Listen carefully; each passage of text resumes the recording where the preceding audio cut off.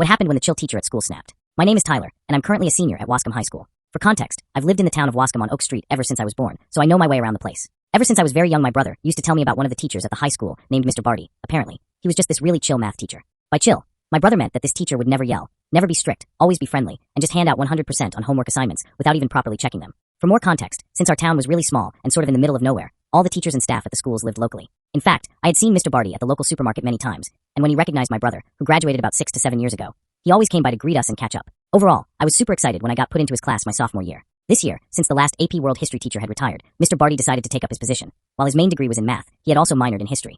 Now let me get this straight. At first, even though my brother loved Mr. Barty, I personally did not think he was the best teacher. This was because he barely knew what he was teaching, since this was his first year in history, and was continuously experimenting with different assignments and homework types. This made it really hard for the rest of my class to keep track, because he would give us these long reading assignments where we had to read the textbook and answer a bunch of questions. And when he checked our work, he just gave us full points if we wrote one-word answers, which made doing the whole assignment a waste of time since he barely checked our work. Now, although I didn't necessarily vibe with Mr. Barty at first, over the year, I became really close with him. While I had to work a lot on assignments, his friendliness and excitement about the subject made him an amazing teacher, who was incredibly chill as well. When I moved seats in November, about 2 months after the start of the school year, to sit near my friend, I in turn was right by Mr. Barty's desk, so we started talking every day and it was really fun. I realized how curious of a teacher he was, even if he didn't excel at what he taught. Through all of this, I could see how much he was interested in teaching his students. This is why over time, I started to have immense respect for him, and I felt bad that I hadn't liked him the most at first. Also, since he knew my brother, he instantly wanted to connect with me like he had with my brother, and that was also a key factor in me becoming his quote-unquote teacher's pet.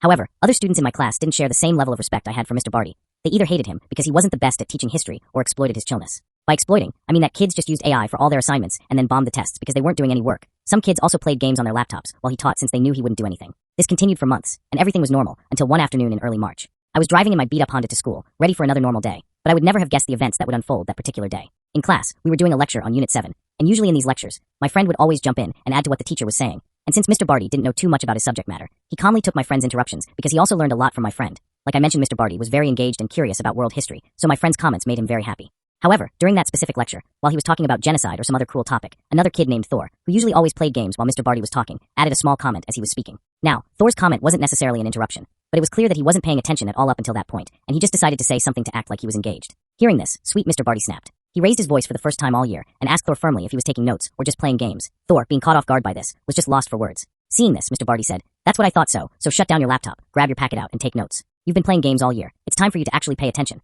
When I heard Mr. Barty say this, I was so surprised by this sudden break of character. And even though he just moved on and went back to teaching the class, this incident still didn't escape my mind. A few days later, just to show how great of a teacher he was, he even apologized to Thor, who was the one in the wrong. He informed all of us, as in me, my friend, and Thor, that he had been in a bad mood that day and was tired of kids not paying attention or cheating in class. Never again that year did he mention this occurrence or raise his voice on another student. He just went back to being his chill self. However, people in this world are taking advantage of. So if that's you, stay safe out there.